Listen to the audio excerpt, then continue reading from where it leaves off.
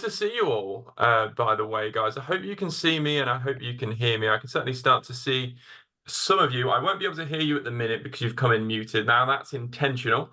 That's not to say that you're not allowed to get involved. This is a Zoom meeting rather than a Zoom webinar, and it's done purposefully so, in order to kind of have a bit of a conversation should you want to ask any questions.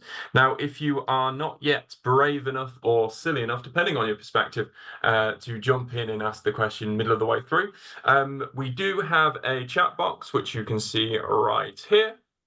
Pop anything that you like into that, and myself and Laura will be scouring that as Claudine goes on through today, and we'll ask particularly pertinent questions at the time, and anything more general a little bit towards the end. We'll do a little bit of a Q&A should we have time for it. I'm really struggling with this introduction today because of the way that Claudine's looking at me. You all of a sudden seem so interested. You weren't interested at trying all to before. act interested, You you know? think? Yeah. Yeah. My name's Anthony Bailey-Grice. If you don't know me, I'm the managing director of LMPG. I will be your maitre d' this evening. Our head chef in the kitchen, who has cooked this up for us, is Laura. Do you want to say hello, Laura? Hi, everyone. And I will be asking Laura at the end of the session, which I do every other session as well, but she's always surprised, who we have on next month as well. So she's going to give us a great introduction to that. In the meantime, however, today we are joined by Claudine Reynolds of Roma Finance. It's been a good year and a half, I think, since we last had Roma on. Now, typically they'll come on and they'll talk a little bit about what's happening in the market. 18 months at the minute, usually that's fine. But at the minute, that's a little far apart. There's been a lot of change that's happened, particularly through 2024. So look forward to hearing all of that. They'll also be talking about some of the new facilities and products that they have kind of pulled out of the bag over the last 12 months or so. And I have already been graciously asked whether we can kind of have a little bit of a peek behind the curtain at what's to come in the future as well. So hopefully we'll get to see some of that. I will say just before we get started that this webinar is being recorded. I know it is a lovely day. So if anyone is watching this on record, well, bugger off, because we're sat here in the heat talking about this while you're enjoying a martini. There's nothing to stop you enjoying a martini while you're watching this, actually. But it does also mean that anyone that's here live today can, of course, interact. And if you don't want to be in the recording, simply don't have your video on and start talking everything else, because it's all being recorded from here. So as I said, we last spoke to Roma in 2023. The talk was called Volatility Creates Opportunity. Did you know that, Claudine? That was Scott. I have heard that phrase a lot. Yes, I'm not surprised. I've heard him say it a lot. That was back in 2023, where he's saying, look, we're looking at a bit of a cliff edge here, and therefore people are running scared. There's going to be a lot of opportunity about it. And looking back, I think he was dead right. We're in a slightly different space now, and I think it'd be well worth talking about some of that today as well. So look, let's crack on with it. Do you want to take the reins? Oh, happy to. So thank you. Firstly, thank you so much to LMPG for allowing us to come on today. You're right. In 2023, Scott came on to talk about volatility creates opportunity, and I've heard a lot about that since. I don't have a phrase for today, so maybe we can come up with one while we're talking. So the title of today is What's Next for Property Investors. So as Anthony kindly said, we're going to talk a little bit about what's happening in the market at the moment, the kind of things we're seeing, where Roma's going and what our proposition now is and how we can help landlords in particular. And then moving on to a little bit of what the future looks like and what we've got coming down the line. So we'll kick off. They have given me entire control of these slides. I've never done this before, so we'll crack on. And if everything goes pear-shaped, then, we'll see what happens. So she says, there we go. We're starting off. So for those of you who've never met me, my name is Claudine Reynolds. I'm a relationship manager for Roma Finance. My contact details are on the QR code that's on the square in the screen, so feel free to take a picture of that and save those details to your phone. My role in Roma essentially is to handhold landlords, investors and developers through finance opportunities to support you growing your portfolio. So that could be having a look at what you've got, whether we can leverage anything against it so you can buy something new, or it could be looking at opportunities in the marketplace to see whether there's something we can help with forward funding in relation to that. So that's my role in Roma. Anthony was asking before we came on, sort of where does my role start and where does it finish? If I'm honest, I'm part of the process from the very start all the way through to the end. So I tend to go out and see sites. So if you've got something that you funded through Roma, certainly if it's through me, I'm up and down the country, seeing sites and talking to investors and talking to developers to see what they're doing, what their next projects are and how we can support. So yeah, I was down in Wiltshire last week. I was in Kent the week before, Southampton, all over the place. I'm due a trip up north. That's next on the list. So what do property professionals need to look for in this climate? I like this slide. There's a couple of these you'll see as we go along. I like this this backdrop. So what should investors look for? What are we seeing at the moment in the marketplace? So landlords are on the decrease, or huge portfolio landlords are on the decrease. And that's where landlords that we're seeing are finding massive opportunities at the moment. So they are snapping up others' portfolios where they're no longer wanting to be landlords anymore. So we're seeing a lot of portfolio purchases coming down the line. Demand for property is still going up, rents are still rising, especially when you're following the investment. And what we're seeing through both of those points is that landlords are buying really cheap through distress sale. They're managing to add value and then flip those properties. So like I said, we're seeing a lot of portfolio or multiple property purchases. So I'll give you a great example. It's really live. I quoted it today. So it's a gentleman who's buying 9 terrace properties. Now, these 9 terrace properties are all on one title. They've never been split. The guy's owned them for years and years and years. Yeah, that face, Anthony. Yeah, they're all on one title. They've never been split. So he's buying it. Well, they're valued at about 1.2 mil and he's buying them for 850 grand. He's going in, he's refurbishing them, he's splitting the titles and he's getting rid either through sale or refinance.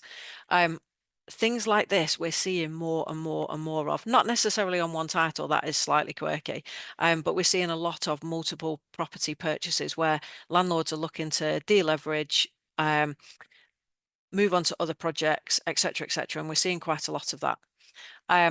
Follow the money, know when to get in and when to get out. At the moment, there's a lot of opportunity. So I know Scott's phrase was, I can't remember it now, but whatever his phrase is, it creates opportunity. But we are in a buy-in market right now.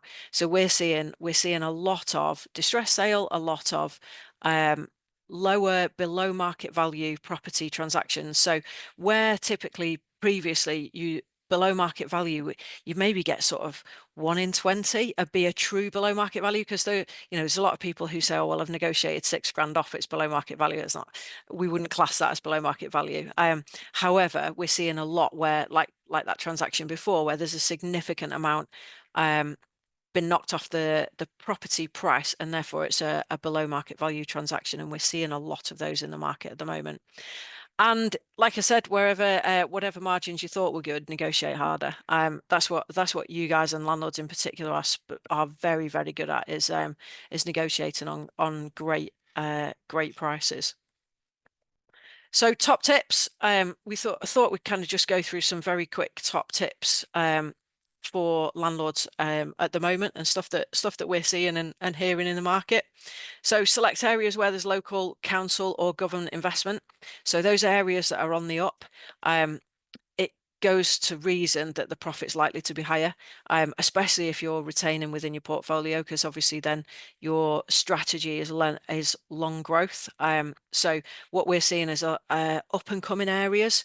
So I know with HMO landlords, there's lots of Article 4 areas coming in at the moment. There's still people getting in before those Article 4 areas, but there's a lot of savvy investors or savvy landlords that are now going for the new not yet Article 4 areas. So there's a couple outside Birmingham that we've come across recently, where there's a lot of HMO landlords are going into, because they were in Derby, but they're not in Derby anymore because Article 4 is coming into Derby. And now they're moving kind of out to, is it Smethwick? I want to say Smethwick's in Birmingham. Yeah, and around those kind of areas, they're finding a lot of good deals. Ensure, now see, I've put me over this slide now and I can't see, there we go. Ensure the business plan is solid and there's a minimum of 10%, 10 to 15% contingency. So this is all about the numbers. And again, landlords are really, really good at numbers, and property people are very good at numbers. They're usually quicker at it than I am, to be fair. This is where we're doing works to a property. So if we're buying, we're doing works to a property, as a lender, we're getting far more cautious about cost of works and making sure that those costs of works have contingency in them. There's a lot of cases that come to us where there's a cost of works been put together and there's no contingency, and you'll know, or you'll see in the market at the moment, there's a lot of volatility around pricing, and especially when the prices went up, I'm going to say at the kind of middle 2024, they skyrocketed. And what we're trying to do here is just make sure that people have built-in contingency. You don't need to necessarily use it, but I mean, it'd be great if you didn't use it, but it needs to be within those costings. And lenders are getting far more savvy around this and making sure it's in it. Number 3, investigate all exits before embarking on the project. This is a really interesting one. I've been in the industry a long time now. I know I don't look like I have, but I've been in the industry a long time, probably 20, 25 years now. And in bridging in particular, sort of, I don't know, 10 years ago, you could quite easily come across a project and the sale was the only exit. That was it. And or refinance, whichever, but they'd fixated on one exit and that was it. And no other exits have been explored. Nowadays, certainly as lenders, we're looking for landlords to have explored all opportunities for exits. And the reason for that is, well, in life, nothing ever goes to plan, does it? So if you come to us with a project where you've investigated all the exits and you know if you're refinancing, what that refinance is going to look like, how much you're going to pull out, what your rental market's going to be, etc., etc.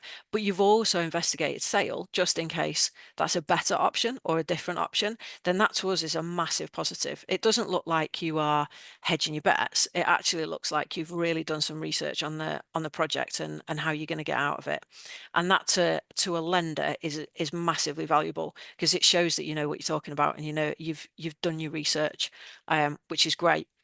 And number 4, that I don't think this gets spoken about enough, and if there's one thing that I want everybody to take away from this call, is to keep the lines of communication with your lender firmly open. I think there is a misconception in the marketplace that lenders are big faceless corporates that you can't speak to. You know, you're going to go through to a call center and nobody's going to know who you are, all this kind of stuff. Like, we're people doing a job, trying to do it to the best of our ability, and we are here to take calls, to speak to people, to talk to borrowers, to look at projects. On the other side, and we keep the lines of communication really open, and we value that from our borrowers also. The other side of that is that's our expectation with our borrowers. So if we're lending to a borrower and there is something that happens that's a little bit out the blue down the line, we want to know. Give us a call, talk to us about it, because it may well be that actually it's something we've seen before on a project, can offer some advice, can support with extra funding. It may well be that you've added value to the property, and we can support with a little bit more little bit more funding towards whatever it is that you need to do. So I guess take away the fact that yes, we're a lender, and yes, that can seem like a really scary prospect, but in reality, we're just people, and we're here with zillions of years worth of experience to help you guys build your property portfolios to the best of your ability. And give us a call. That's the one thing that I want you to take out today. You can listen to all the products and all the rest of the stuff, but if you've got a project and you want to talk it through, give us a ring. That's what we're here for. And if you're a borrower and you've got something that comes up out the blue, out the woodwork, ring us. That's, you know, we want to know about it. Keep it all open. Okay, I've lost my cursor. There we go. All right. So what does Roma do? So Roma, we are a short-term, well, we were short-term, we've now got long-term lender who lends against property. So we help borrowers grow their property portfolios to the best of their ability with the best support that we can. Recently, we've really started to nail down and define our propositions, and we've named these propositions Roma Flow, Roma Grow, Roma Pro, which is great unless you get it the wrong way around or you have an accent that comes from kind of Leeds north, because then it kind of goes Roma Flow, Roma Grow, and Roma Pro, and that just doesn't sound as good as if it does from down south. So there's 3 propositions: Roma Flow, Roma Grow, and Roma Pro. It sounds really rubbish in Manc as well. They're 3 really defined propositions to help property professionals grow their portfolio. So Roma Flow is the short-term lending. So that's bridge finance. And for those of you who don't know what bridging finance is, think of it as a bridge from your property purchase to the end goal with the property. So it's short-term finance helping you to get from the purchase to your end goal, and that essentially is the bridge in the middle. Anything from 6 to 24 months. Typically, a bridge is 12 months. And that covers flow bridge, which is your standard purchase, refurb, which is anything from 50% of the current market value in the cost of works and below market value, which is what we've just talked about, which is where you're getting a significant discount for whatever reason. Perfect for auction and fast completions. And we also do commercial and semi-commercial bridging and a developer exit. Developer exit being you've built something from the ground up, you've had development finance on it, you've now got it pretty much finished, but you don't want to keep paying development finance rates, which are a little bit more expensive than typical bridging. And at that point, we can put you on a dev exit product, which allows you to then rebridge to be able to market and sell at a cheaper rate. Roma Grow is I kind of count this as the building option. So Roma Grow is designed for those investors who are looking to spend more than 50% of the property's value on works to either improve it or create something new. So this is typically where your bigger HMO conversions sit.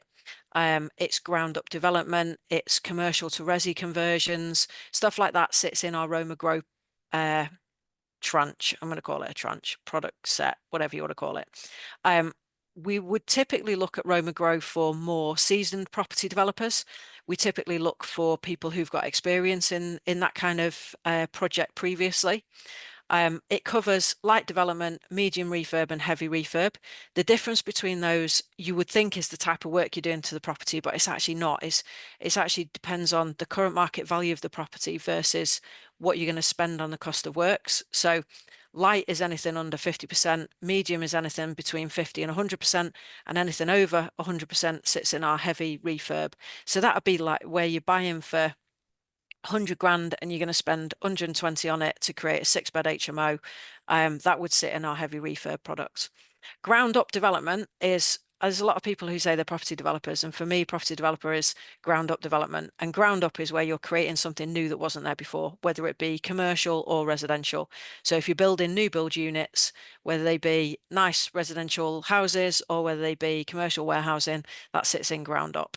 So that's all Roma Grow. And then let me move myself again to the side of the screen.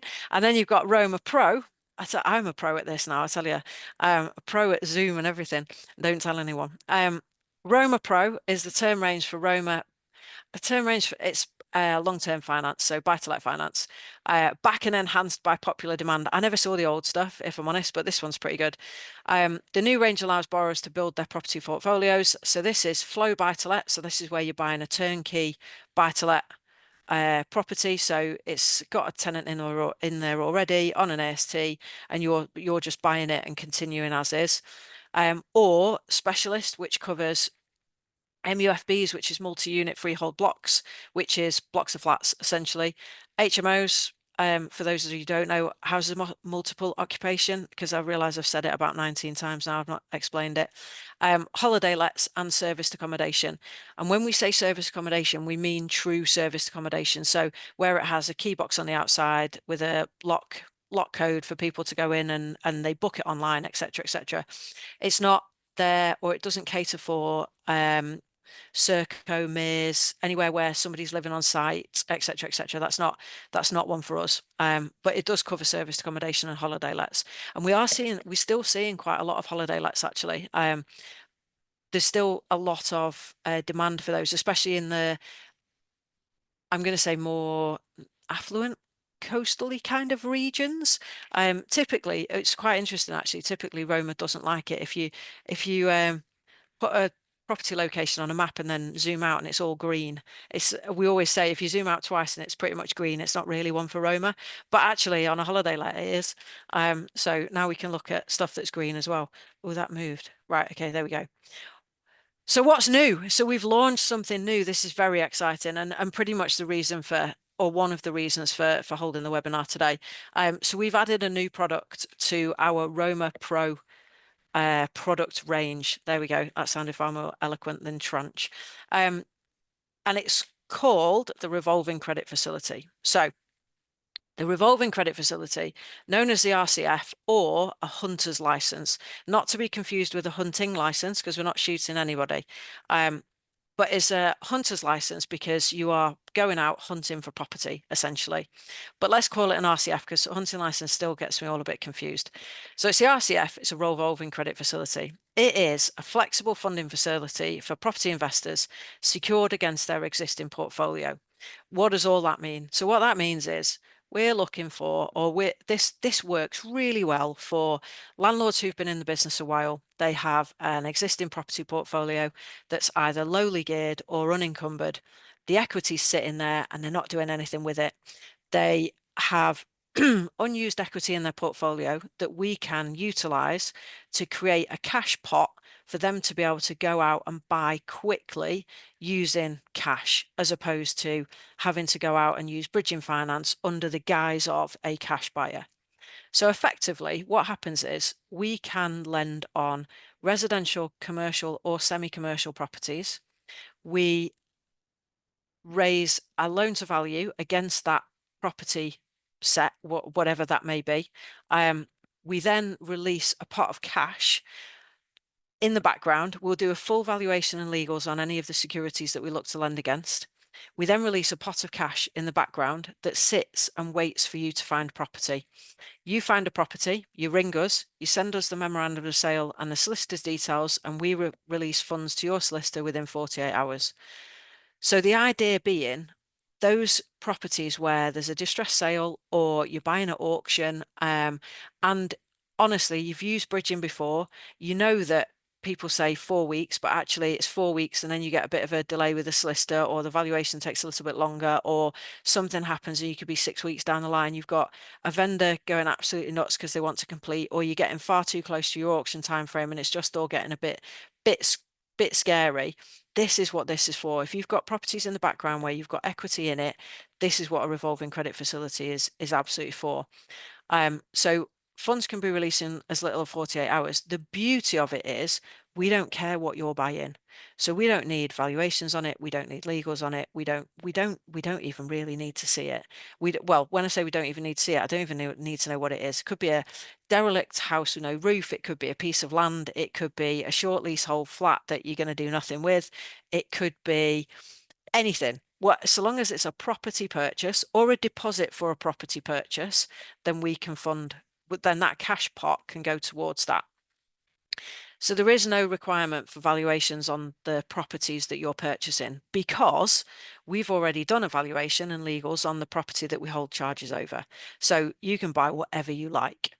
We're already finding a massive appetite for short leasehold where they're not extended on completion. We're already finding a massive appetite for land where there's no planning, but they're going to take it through planning. How it works, it's actually, it goes through that in another slide, so I'll cover that in a second.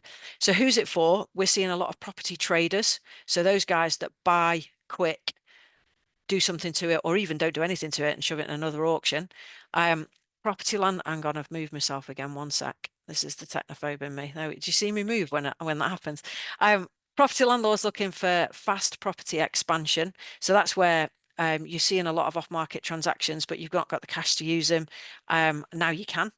And property flippers, which I don't, it's those people who buy refurb very quickly and get rid of, but property flippers just makes me think of dolphins. So it's nothing to do with dolphins. It's where they're buying, refurbing really quickly and reselling. So what's the criteria? There's one thing that they missed out on here, which is massive, and I don't know why they missed it, but top bullet point should read commercial, resi, or semi-commercial. And that's really, really key, because there are another couple of lenders that I know that do this facility in the marketplace, because obviously, you know, there's lots of other lenders out there. Not that you should use those, you should use us, not them. But they don't necessarily look at commercial or semi-commercial. So that's a real big niche in the marketplace. And there are a number of landlords who've got equity in commercial property. I spoke to one today who's got a care home. It's worth 800 grand. He's got 60k on it. Lovely. So we can release funds in 48 hours. Facilities, anything from 250 to 2.5 mil. Just take that as a bit of a grey area. If it's slightly less, I'll look at it. If it's more, I'll look at it. It's not massively black and white. What I would say is, if you've got one flat that's worth 120 grand, there are better ways to use that equity, and I'm happy to chat you through that. If you want to give me a call, it's this particular product is more utilized best over portfolios or a number of properties that release a significant amount of equity. Competitive rates, is 0.99. I don't know why we said competitive rates. It's 0.99. It is competitive, but I don't know why we just don't say 0.99. It's a 3-year facility. So essentially what happens is we open that pot for 3 years. You can draw down as and when you want during that 3-year term. The minute you draw down, when you draw down, you then have 12 months to repay that drawdown that you've just taken. So let's say you've got a pot of 300,000, you buy a property for 100, we send you the 100,000, you've then got 12 months to repay that 100,000. Meanwhile, you've still got a pot of 200 in the background. Once you've use it more repaid, than once. yeah. Yeah. Once Okay. you've So once you've repaid that 100, you've then got 300 left in the pot, and you go and go and go and go and go for that 3 years. It's rolled up interest. So what that means is the interest is added to the top of the facility each time. So each time you draw down, the interest is rolled up on top of the facility. So you don't make a payment, the interest is rolled up on top. It's UK property purchases only. No minimum drawdown amount. So when I said you could use it for deposits, if you're buying for 100, you've bridged at 70%, you can take 30% out of your pot. For corporate borrowers, each guarantor will need independent legal advice, but that's on the original legal advice that we take on the securities to start off with. And it can be individuals, LLPs, and limited companies. So again, we can pretty much lend to anyone.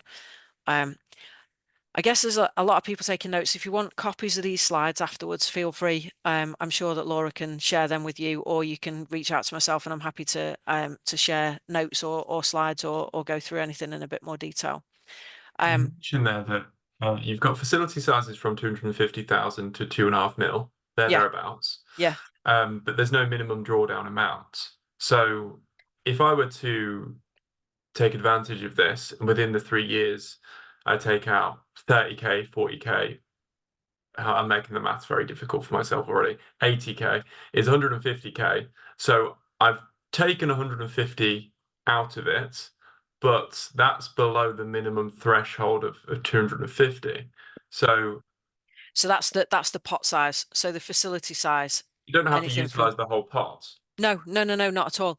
But what we're saying is, if you've got a flat worth 120, you wouldn't want to put a revolving credit facility on it, because in reality, we're probably going to be able to release about 70 grand on that.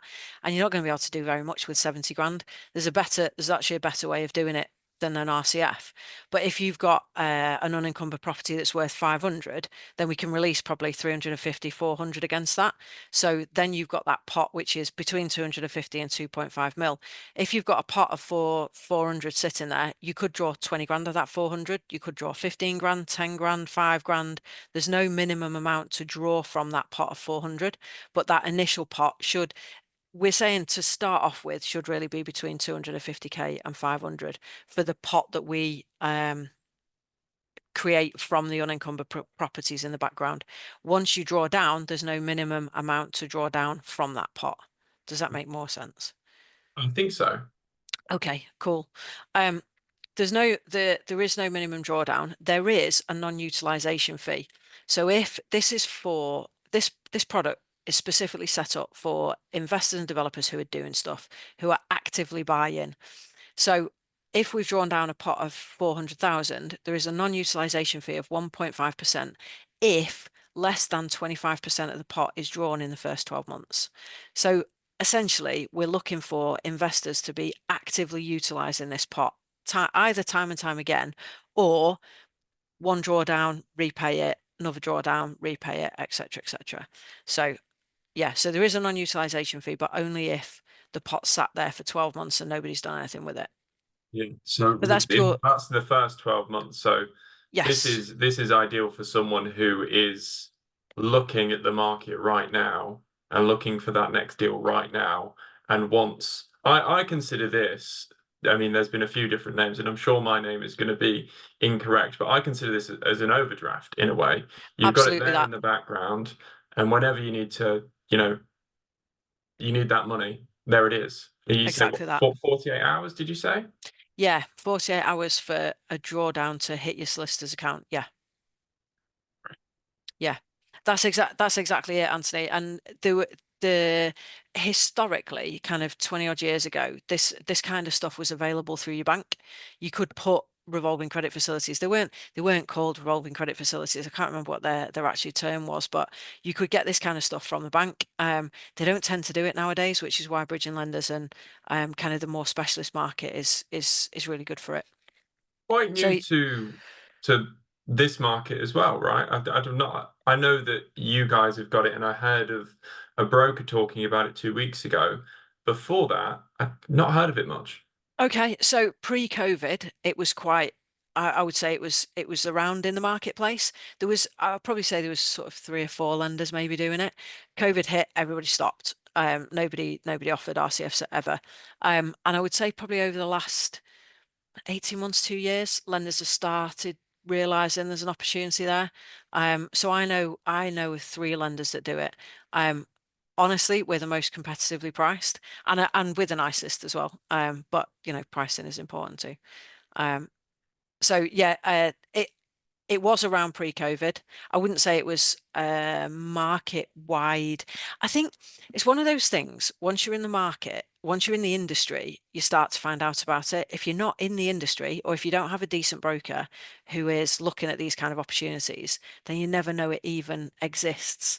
So we've obviously launched it to the whole of market, and when we've launched it specifically to our direct propositions, our direct networking groups, and our direct groups like LMPG, that's where the opportunities come, because brokers are aware of it. They're not necessarily talking to a lot of investors about it or developers about it, but they're aware of it. Whereas direct borrowers and landlords don't know it exists. So suddenly we're opening their eyes to a product that they weren't even aware existed. And they're looking at their portfolios in a whole different light. So yeah, it's a massive opportunity, and the conversations that we've had with direct borrowers so far have just been really encouraging. So we're hoping that it's going to hit really well. Yeah. Feel free, anybody, to ask questions if you have any at any point. I'm quite friendly, although if I look like a rabbit in the headlights, give me a bit of help with what the question is. Okay, so we've done one of these so far, so I thought I'd give you a bit of we've done more than one, but I thought I'd give you a bit of a case study as to how it looks. So we have an existing borrower. He wants to purchase. He's kind of a auction trader, I'm going to say. He buys. Is that someone with a question? Help me. No. No, Well, maybe not. Rosemary, I'm going to mute you again, but if you do have a question, feel free to unmute yourself and jump back in. But sorry, Claudine, carry on. That's all right. No, don't worry about it at all. We've all been there. So this is an existing borrower of ours. He purchases at auction a lot, and he wanted to buy quicker than typical bridging can provide.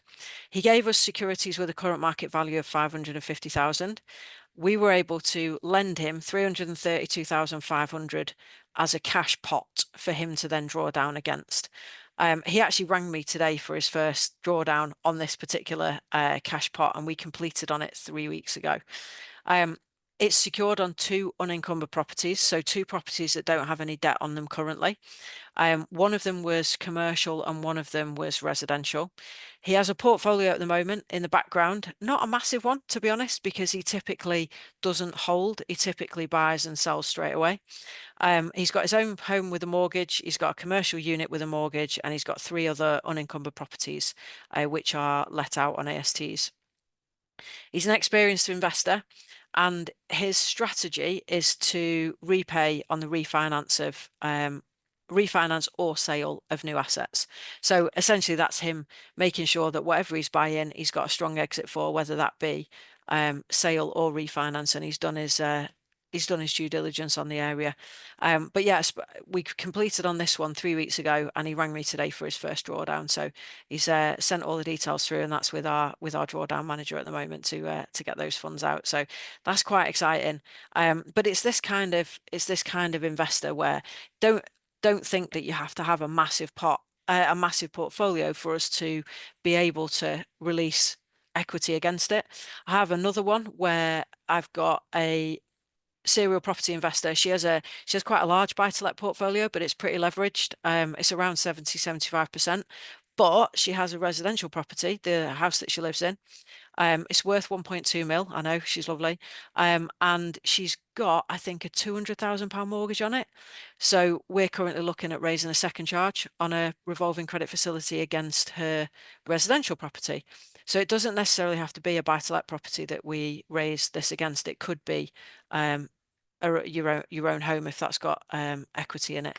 But that's going to work really well for her, because she doesn't she doesn't have any leverage in the buy-to-let portfolio, but she does in her own home, and she wants to buy more and more and more auction, and this is a really easy way for her to scale. She was looking at downsizing and releasing the cash that way, but then she just said, you know what, I love the house, I want to stay in the house, so I'm just going to pop a revolving credit facility on as a second charge.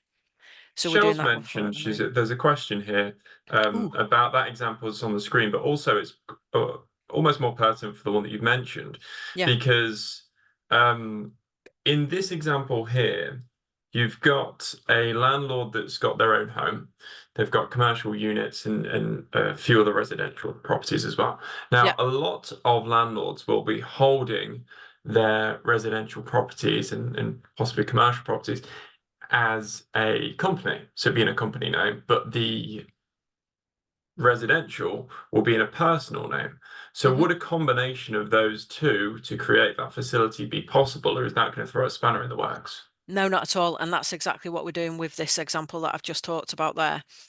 So we're lending to the limited company, but because she is the sole director and shareholder of that limited company, we'll just put a third-party legal charge over her residential property because she's the director and shareholder of the limited company, etc., etc.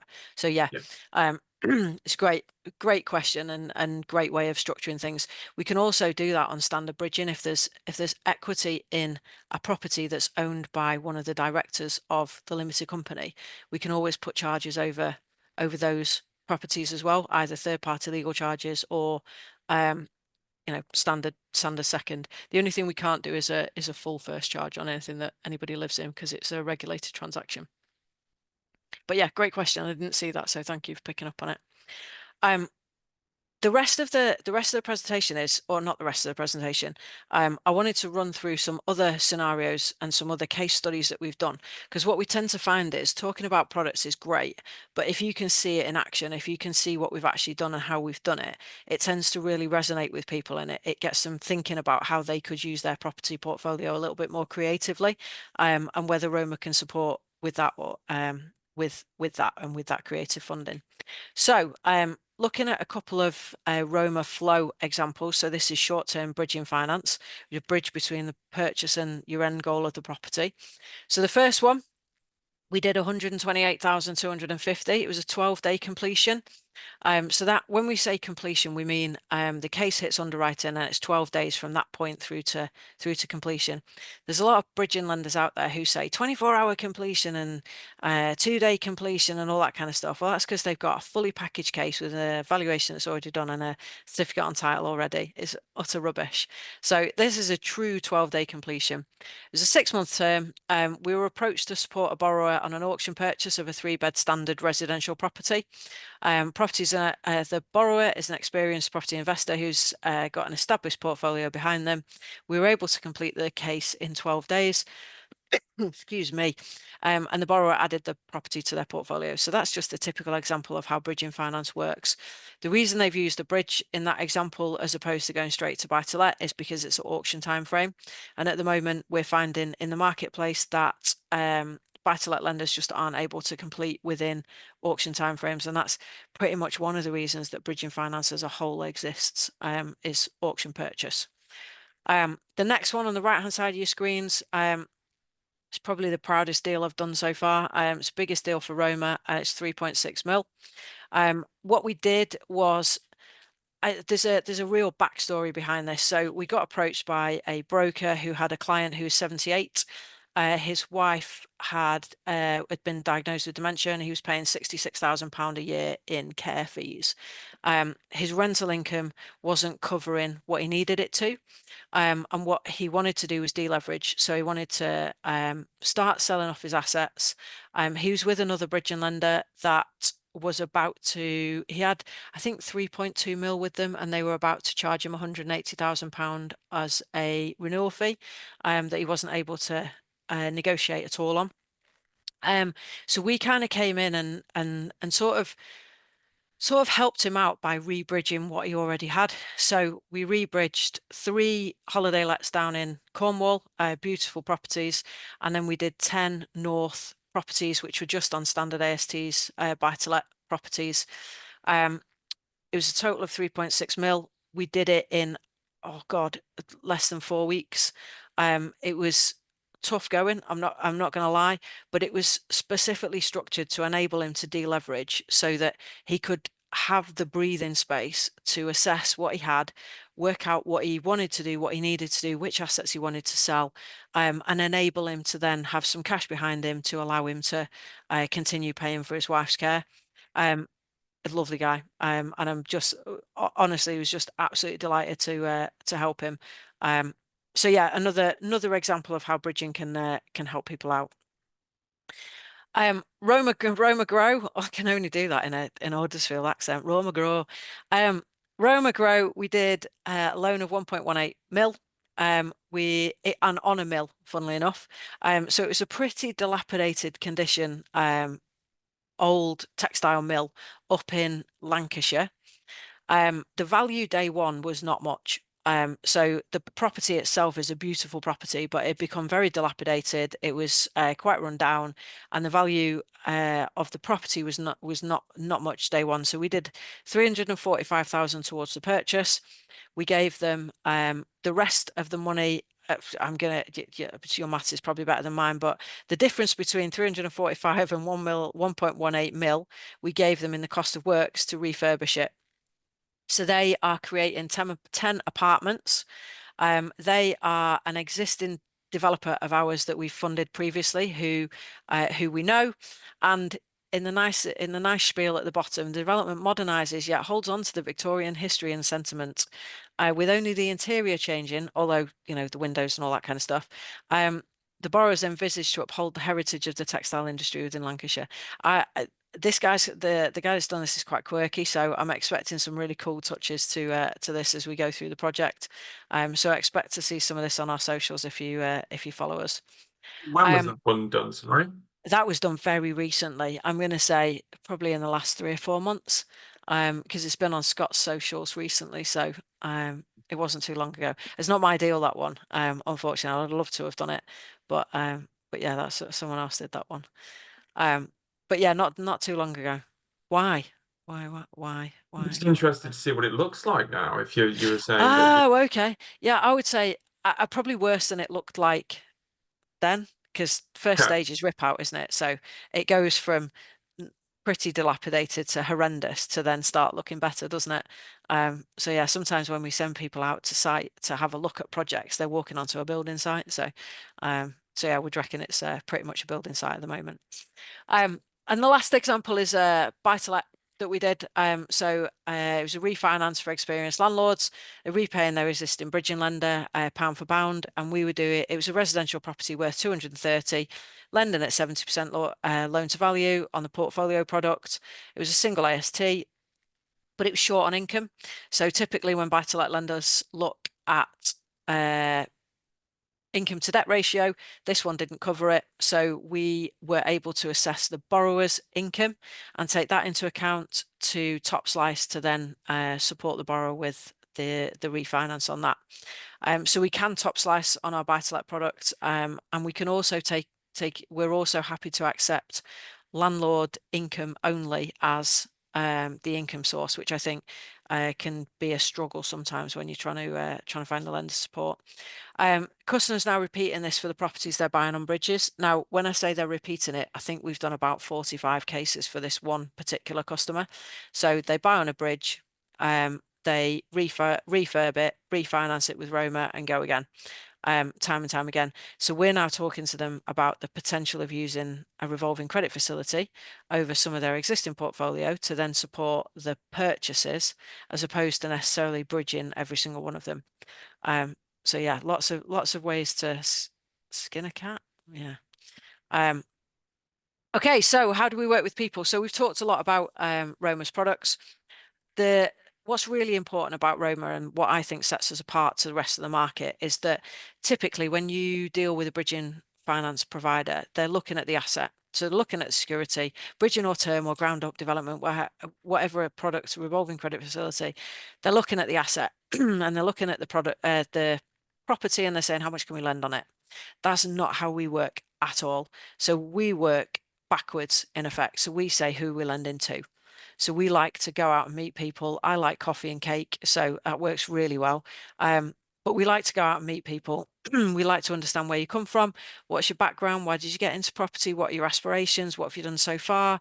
What's your experience? Where do you want to be? How can we help you get there? So relationship lending to Roma is massively important. You'll hear Scott talk about it a lot. I'm a huge advocate of it, and it's one of the reasons that I work for Roma. And it's honestly, it's the key to our success. It's absolutely our differentiator in the market. A lot of people say they're about borrowers, but we really truly are about people first. I travel so many miles up and down the length of the UK to go and meet people and see projects and see the whites of people's eyes and understand what it is they do and why they do it. So relationship lending is absolutely the key to our success. We help those new to property come on the journey and excel. That's the sentence. We also help experienced property professionals expand their portfolio. We have, and this is, I think this is quite cool. We have a repeat business rate of 40%. So 40% of our loan book is returning borrowers who come back time and time again. We're never going to be the cheapest. We don't want to be. We're absolutely not getting into a rate war. It's not about rate for us. We're not the most expensive. We probably sit in the middle of the market. But what it's about is about building a long-term, lasting relationship with borrowers that come back time and time again because you love us, because we'll work with you, because we're open and honest, because we're transparent, and we expect exactly that from our borrowers as well. Our defaults and repossessions remain at an all-time low. In the 16 years that Roma's been going, we've repossessed 2 properties. I don't think any other bridging lender can ever get anywhere close to that statistic. We don't have a collections team. We have a portfolio case management team who work with borrowers who are getting a little bit close to the end of their term to find out what we can do to help and support them get to the exit. We only make money when you redeem your loan. So we want you to redeem your loan by getting to the end of your project, and we're going to do absolutely everything we can to help you get there. Like to finish that off, really, your success is our goal. We want you to succeed, and we want you to be able to grow your portfolio and be the best you can be. The best bit about LMPG, and the reason Roma's teamed up with LMPG, is that you guys are very good at what you do, and because of that, if you work with Roma, you get a discounted arrangement fee of 1.15%. Now, if I put that into context, if a direct member came to me on a call and they weren't part of LMPG, your arrangement fee would be 1.5%. So that's a massive reduction through just through being part of LMPG. So anybody who's got a query at the moment or a project that you want us to look at, let us know your LMPG reference number, membership number, and you benefit then from a reduced arrangement fee of 1.15%. So that's pretty much all I'm covering today. Obviously, we've got time for some questions at the end. My name's Claudine. I'm from Roma Finance. And if you want my contact details, you can either take a screenshot, or if you follow the QR code, it'll allow you to save that to your phones. And that is everything that I need to cover today. Well, you're not quite done yet, I'm afraid, because I've Oh. had a slew of questions that have come in the meantime. I just want to take a second to appreciate the collateral damage that Leeds as a city has suffered today. The good people of Leeds, I think Roma Grow is a really nice way of saying it. But no, there we are.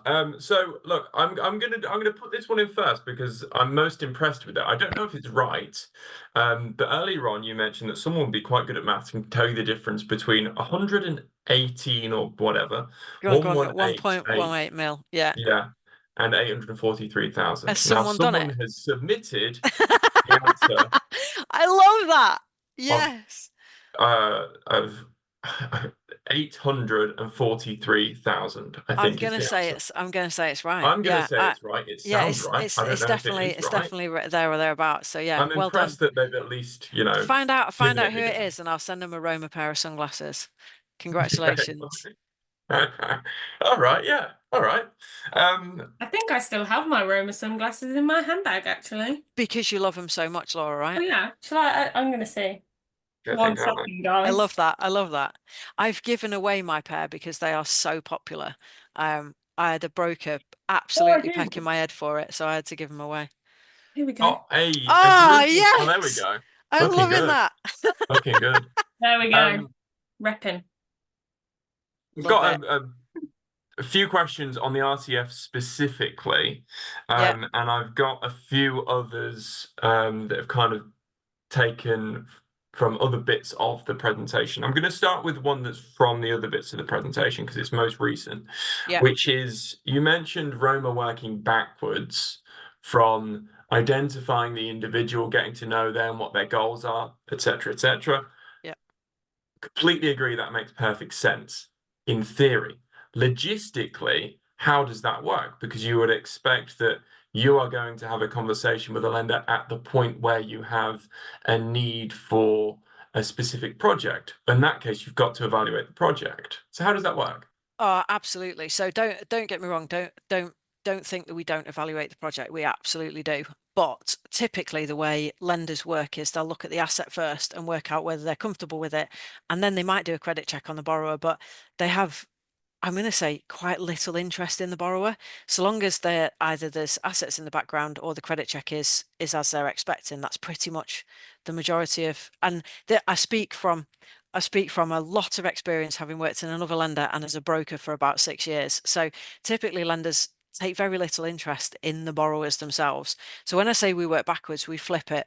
So we absolutely, what we, I guess the bigger picture here is it fits really nicely in with the repossession piece, because we find that if we lend to decent borrowers who've got experience, who prove to us that they've got the means to do what they want to do, who present it well, who've done their research, who come across in a great way, then what we find is that they fulfill what they're going to do. They're open and transparent with us, and the project completes and redeems on time. And that's what we're looking for.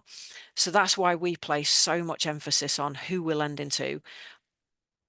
And obviously we look at the project. There's not many projects that come to me that are absolutely pants. There have been a few, but there's not many that come to me that are absolutely pants. A lot of them have legs. It's just about finding the best way to do them. And sometimes borrowers structure them in a particular way, but actually there's a better way. And so we work with borrowers to find the best way to finance their particular project.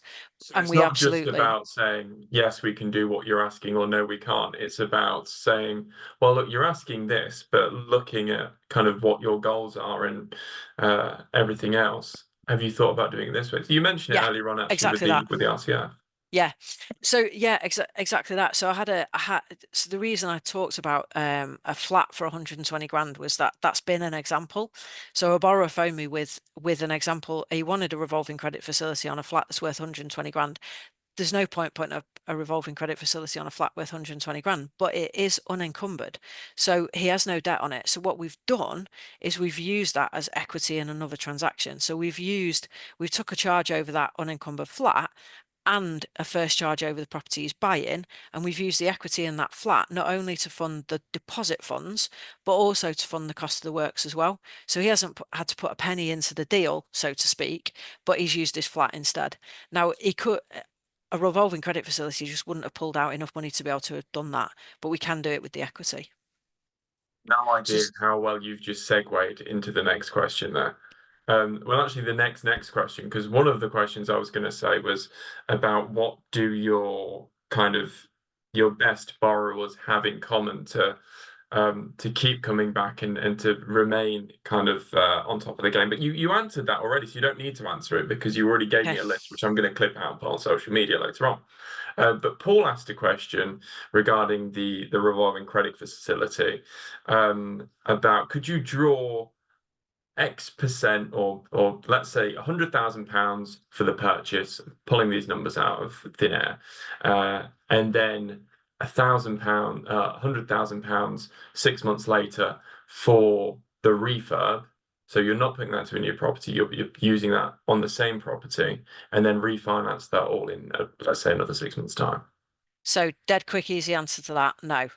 It's purely there for deposit funds or purchases. You can't use it for refurb. Not for refurb costs, no. Now, there's nothing to stop us using that. The way, let me rephrase that in a better way. The way I would do that is I would pull the deposit funds out of a revolving credit facility and then I'd refurb bridge the rest of the property.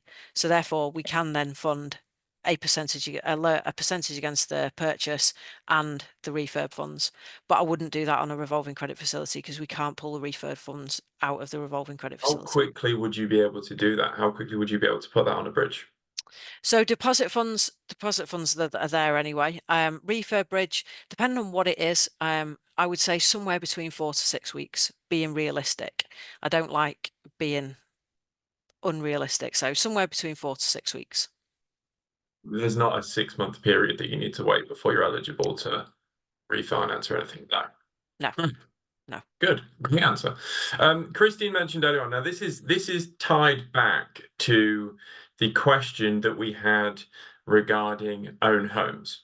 So you'd mentioned that you had to put a second charge on the lender's own home Yep. because of regulations.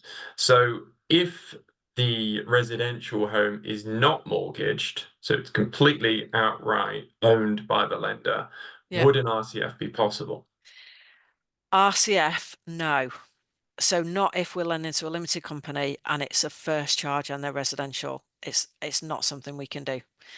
No. No, There's an so irony there, isn't there? this is not a company. Oh, hi, Christine. Hi, Claudine. So this is not a company. It's a farm, which we bought 5 years ago. We don't have a mortgage on it. And I would like to, expand my portfolio. Oh, so the issue how to put this in a really positive answer. Don't try and spin it. Just give us the truth. What a great asset. So Roma as a lender is regulated by the FCA. The products that we sell are not regulated. Anything that's a first charge on something that you live in is a regulated transaction. There's so much to unpick with a farm. Do you make money through the farm? Is it a business? It's not breaking even yet, but it is close. Yeah. Okay. Okay. By So renting the land, by renting a barn and that sort of thing. yeah. I think so farms are a really grey area, if I'm honest, and it's probably not something that I want to get into on a webinar. Of Farms course. are a really grey area because I'll give you a call. yeah, do whilst you live in it, there's an FCA rule that says if you live in less than 40% of the property and you can evidence that it's less than 40% of the overall security, then it can be classed as an unregulated transaction. My issue comes here is that it's unregulated.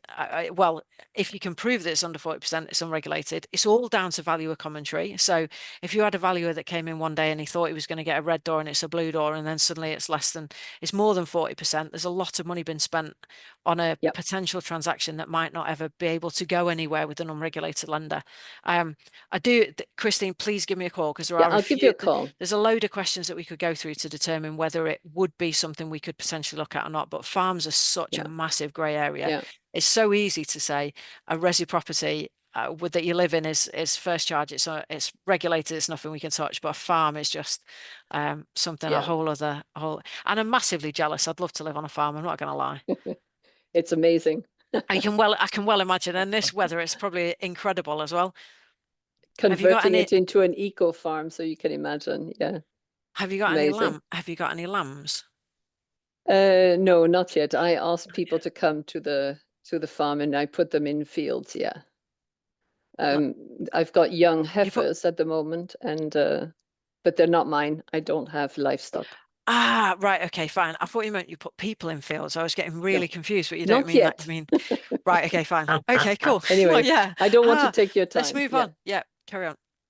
I think that's a really interesting case, actually, and I appreciate the idea that it's going to be a very specific conversation, but it's an interesting conversation all the same as to say, well, here's my specific circumstance, and would this be the best fit, or would it be completely different? Because it may be a completely different product entirely. Of course, we're talking today primarily about the RCF, so the questions are going to be about that. But it's not a one-size-fits-all approach. So just going back to the questions that I've got on the RCF, Michelle has asked, with the RCF, at what point do fees need to be paid, such as arrangement fees, interest, etc.?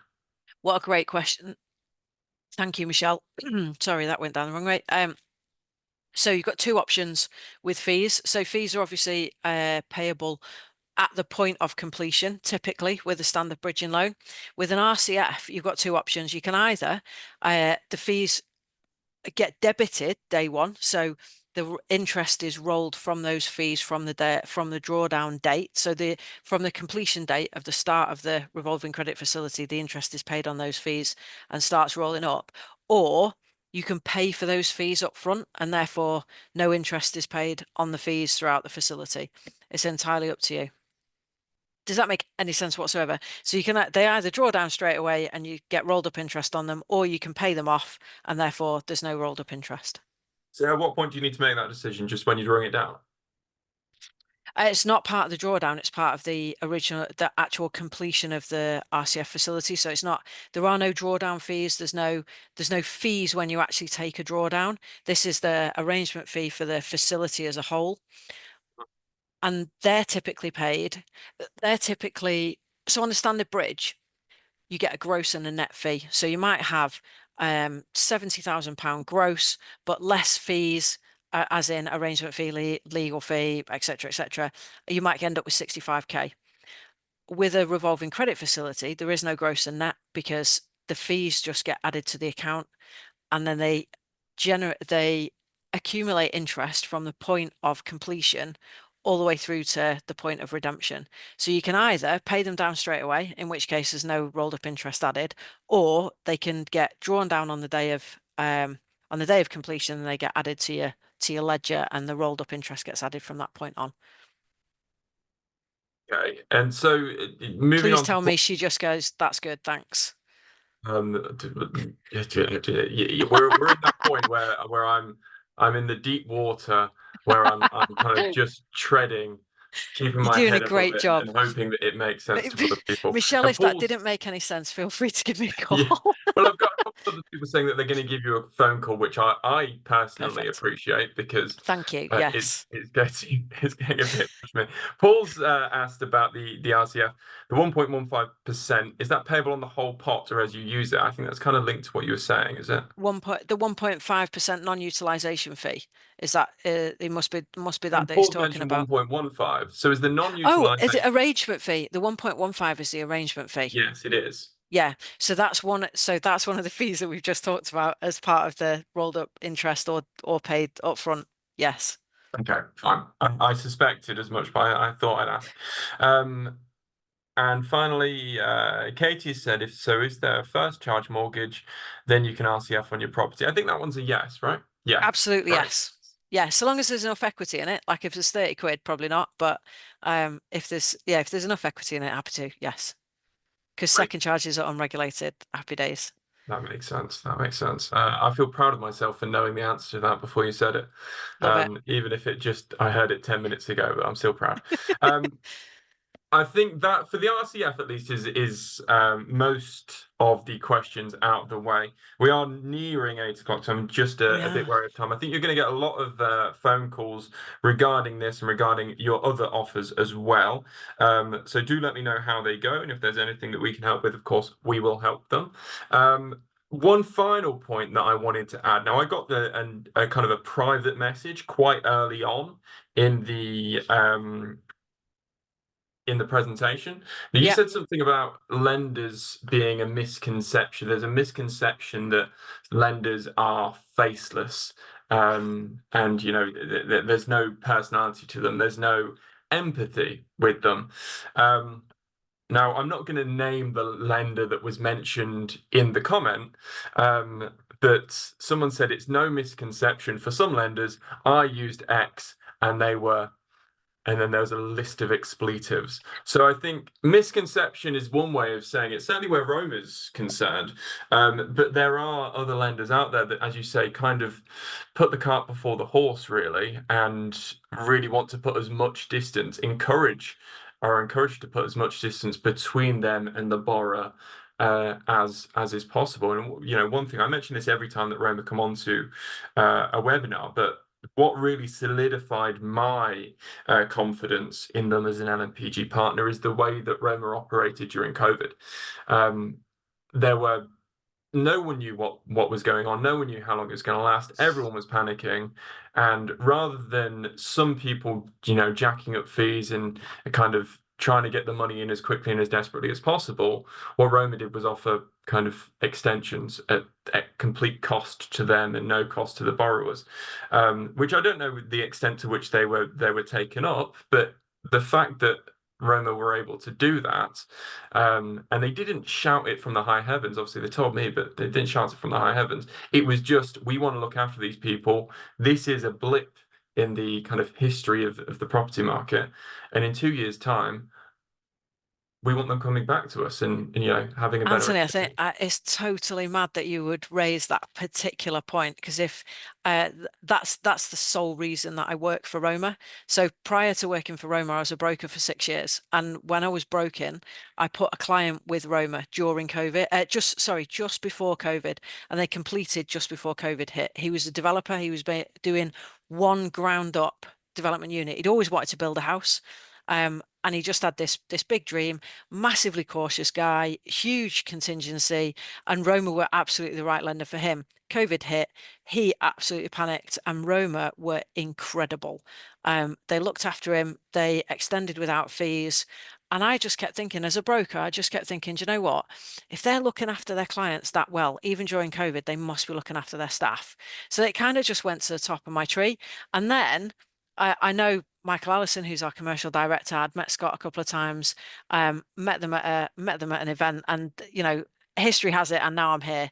And they lend exactly the way that I lend, but that is particularly the example, was just how well they looked after their customers during a really scary time for property investors and property developers. And they, as far as I'm concerned, were just like the safe houses in the market at the time. A lot of lenders just pulled out, stopped lending, hiked up fees, all sorts, and they just did not do that. And that's why I now work for them. So it's really incredible that you'd mention that. I love it.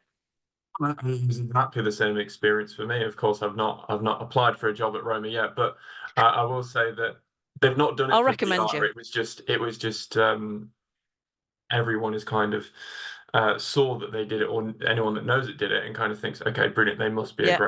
a great business. Yeah, and it's led from the top. Like Scott goes out to site, Scott goes and sees borrowers. He was with one of my borrowers the other day. All he's done is bought a £200,000 bungalow, and he's doing a really small refurb. Scott still went to see him. He was in the area, went to see him, and that's just how we work. So yeah, not faceless. Absolutely. Look, you've been absolutely fantastic today, Claudine. Thank you. Despite the technical Despite the heat. nervousness, you've been there was no problems. If you'd not mentioned it, I don't think anyone would have noticed. So, of course, guys, you've got the information for Claudine there on your screen. Also on the website as well. Roma have got a full page as well with Claudine's details on there as well. Next month, we'll be talking about something completely different, one would imagine. Laura, what have we got coming up? I think I might know. I hope you do know. You're the one that took the lead on it. I have not had confirmation, and since it's a big one, are we going to announce it? Magnet, isn't it? Pardon? Magnet, isn't it? I'm hoping so. I've not heard from I'm Magnet. going to call them tomorrow. Magnet have had a huge slew of changes over the last 6 months. Really a little bit longer than that, because they've had a change in management team. They've had a few other things going on. They recently launched something absolutely massive. Now, I'm not going to say it right now because we've got to do some checks and balances, but in the next few weeks, there will be emails, there will be social media posts about it. We're going to be talking to them about all of that, plus a few more other things. You'll know on our Facebook group, if you're on it, we've got a checklist of what we want out of Magnet over the next 12 months. They've been working through that like a beaver chewing down a log. It's been absolutely fantastic to see them actually following through on some of the stuff that we want. So we will be talking to Magnet. We will be talking about this specific thing that we'll be hearing about before then as well. And we'll be hopefully having some of the senior management on there as well. So yeah, I really look forward to that. Laura, I think, to be honest, I've stolen your thunder there, but I just got too excited. That's fine. I thought you might at the beginning. I do I was tend to thinking do like, that. you're the one Okay. that sent the email. I was like, I've not heard anything this time. No. All right. Thank you very much, guys. Enjoy the rest of your evenings, and we'll talk to you very, very soon. If you do need us, pick up the phone. All the best. Bye. Thank you.